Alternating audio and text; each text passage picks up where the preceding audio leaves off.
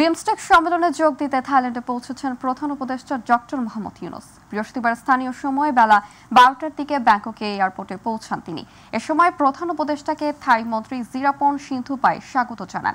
এর আগে সকাল 8:55 হযরত শাহজালাল আন্তর্জাতিক বিমানবন্দর থেকে ব্যাংককের উদ্দেশ্যে তিনি ঢাকা ছাড়েন। এরই মধ্যে থাইল্যান্ডে বিমস্টেকের মন্ত্রী পর্যায়ের আলোচনা শুরু হয়েছে। আলোচনায় যোগ দিয়েছেন বাংলাদেশের পররাষ্ট্র উপদেষ্টা তৌহিদ হোসেন। সই হয়েছে মেরিটাইম ট্রান্সপোর্টেশন সহযোগিতা চুক্তি। এই চুক্তিতে সই করেছেন 7 সদস্য রাষ্ট্রের পররাষ্ট্রমন্ত্রীরা। আগামী 2 বছরের জন্য বিমস্টেকের পরবর্তী সভাপতি হিসেবে দায়িত্ব নেবেন প্রধান উপদেষ্টা ডক্টর ইউনূস। এদিকে বিমস্টেকের সম্মেলনের ফাঁকে কাল প্রধান উপদেষ্টার সাথে ভারতের প্রধানমন্ত্রী নরেন্দ্র মোদীর বৈঠক হতে পারে। জুলাই আগস্ট অভ্যুত্থানের শহীদ তারিকের পরিবারের সদস্যদের মাঝে নেই ঈদের আনন্দ। প্রিয় স্বজনদের অনুপস্থিতিতে ঈদের আনন্দ যেন নিরানন্দ হয়ে গেছে তাদের জীবনে। এমন শূন্যতা চাঁপাইনবাবগঞ্জের গোমস্তাপুর উপজেলার চৌডালা ইউনিয়নের দক্ষিণ ইসলাম গ্রামে। আগামী নির্বাচনের আগে সকল হত্যাকাণ্ডের জন্য দায়ীদের আইনের আওতায় আনার দাবি জানান পরিবারের সদস্যরা। প্রতিনিধি মনিরুল ইসলাম দোয়েলের রিপোর্ট জানাচ্ছেন শামস তাবরিজ উচ্ছ্বাস। ফেসিবাদী শাসনের অবসানের পর এবার মুক্ত পরিবেশে ঈদ উদযাপনের সুযোগ পাচ্ছে সাধারণ মানুষ। কিন্তু যাদের থেকে এই ফেসিবাদী দুঃশাসনের অবসান হয়েছে সেই শহীদ তারিকের পরিবারে নেই ঈদের আনন্দ। জীবিকার সন্ধানে ঢাকায় কর্মরত তারিকের ফেরা হয়নি নিজ বাড়িতে, নেওয়া হয়নি সালামি। বাড়ি জুড়ে নিস্তব্ধতা, আর বাবা মার চোখের জলে ভাসছে সন্তানের স্মৃতিময় নানা জীবন কাহিনী। আগামী নির্বাচনের আগে প্রিয় সন্তান সহ সকল হত্যাকাণ্ডের জন্য দায়ীদের আইনের আওতায় আনার দাবি জানান তারা। আমাদের ঈদটা যে কেমন করে চলছে তা আপনারা তার কেমন করে বুঝাইতে পারি। ছেলে থাকলে কত আশা কত কি আমাকে পূরণ করতো।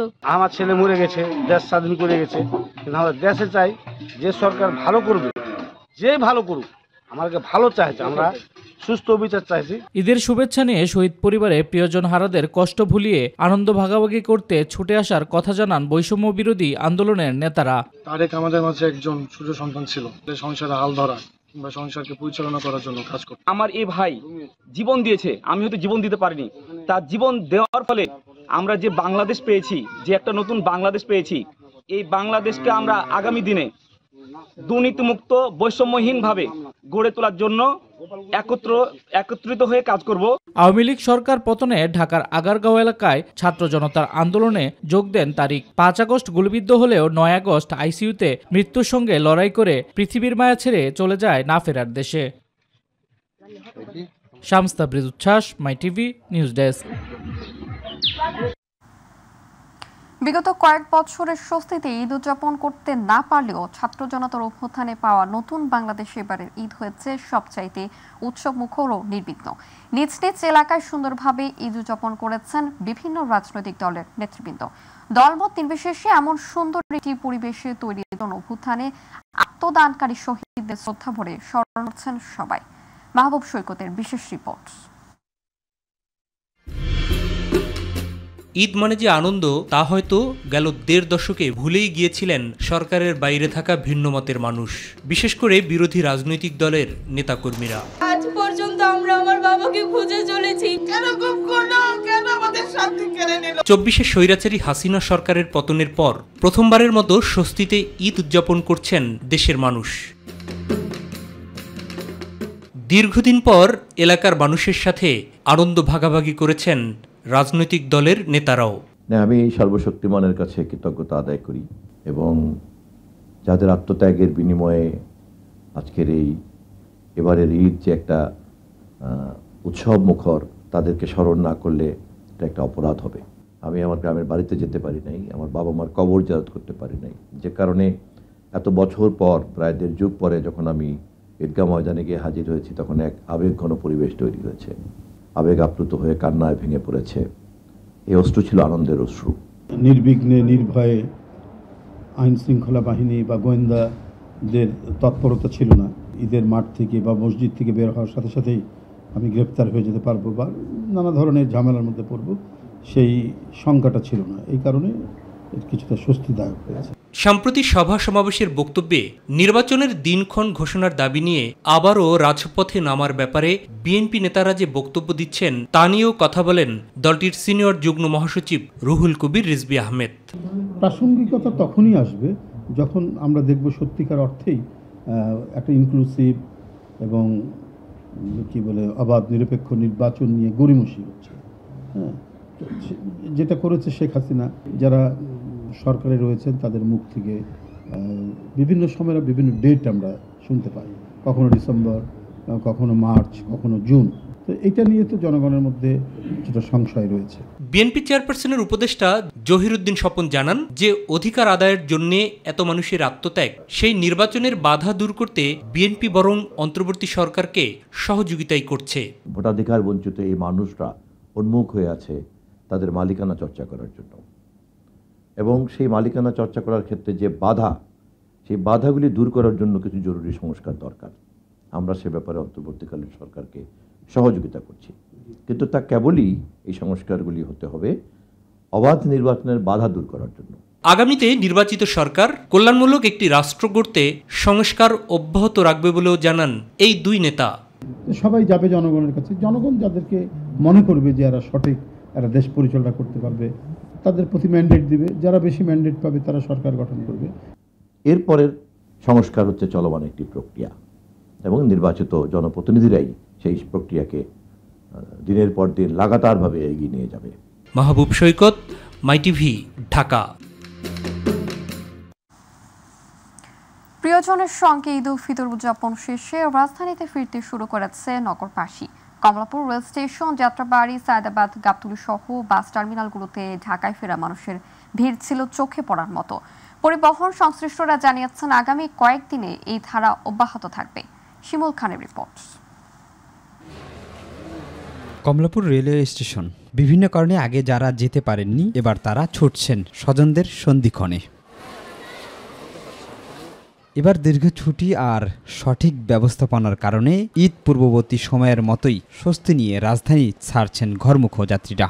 ঈদ তো ঢাকায় কাটা হয়েছে, এখন দেশের বাড়িতে যাচ্ছি, সবার সাথে ঈদ, সবার সাথে মিলেমিশে আনন্দ করব, সালামি দেব, তারপরে মজা টজা করব।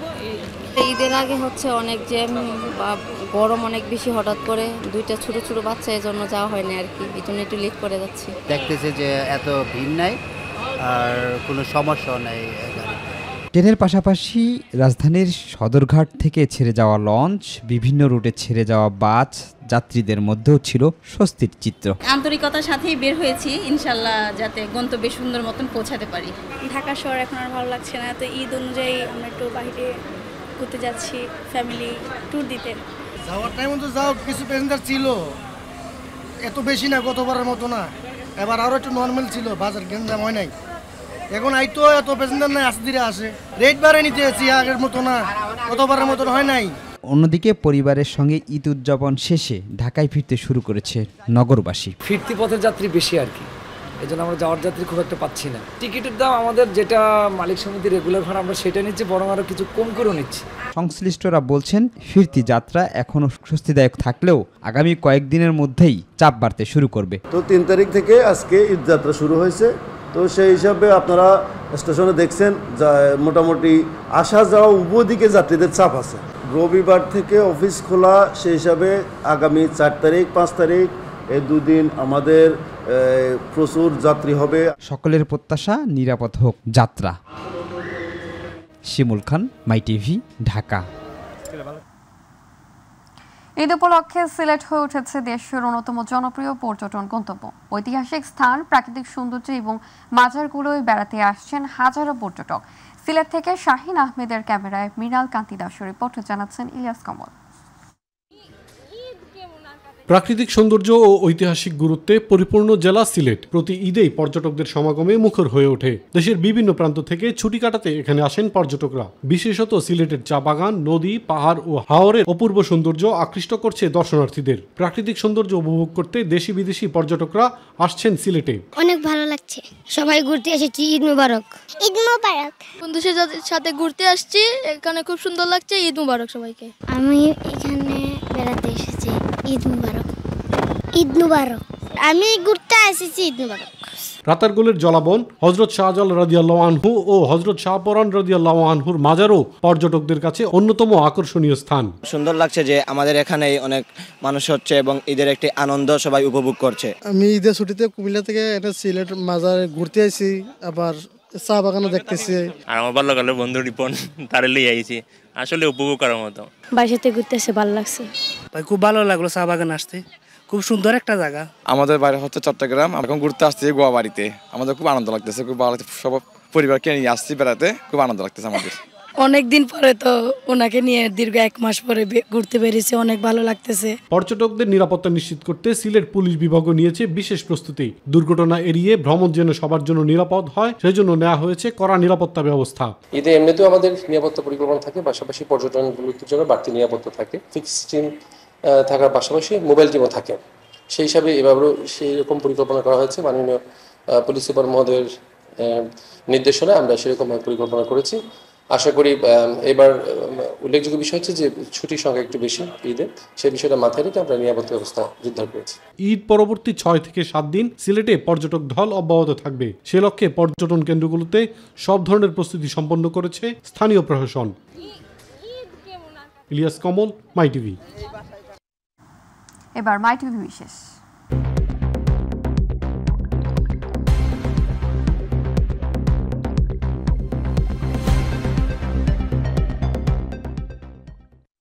দেশ বিদেশের সর্বত্রই ইউটিউবের আধিক্য থাকার কারণে বাংলাদেশে দিনকে দিন কমে আসছে টিভি নাটক নির্মাণের হার। ফলে টেলিভিশন দেখার প্রতি দর্শকদের অনীহা বাড়ছে। বরেণ্য অভিনয় শিল্পীরা বলছেন, বর্তমান প্রেক্ষাপটে ইউটিউব ভিত্তিক নাটক নির্মাণের হওয়ার ফলে গুণী শিল্পীরা বিরত থাকছে অভিনয় থেকে। জাহিদ আহমেদ বাবুর বিশেষ রিপোর্ট।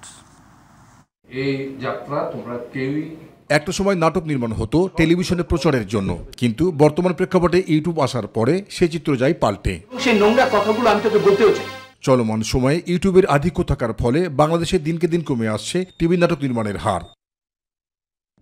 এর কারণ হিসাবে দেশের টেলিভিশন প্রতিষ্ঠানের অবকাঠামোগত সমস্যাকেই দুষলেন নির্মাতা ও অভিনেতারা।